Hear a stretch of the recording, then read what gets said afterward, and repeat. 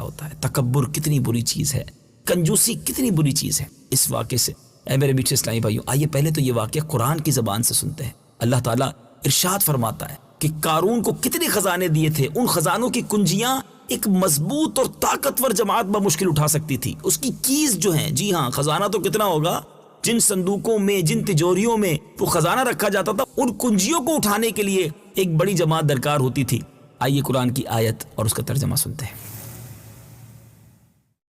إن قارون كان من قوم موسى فبغى عليهم وآتيناه من الكنوز ما إن مفاتحه لتنوء بالعصبة أولي القوة.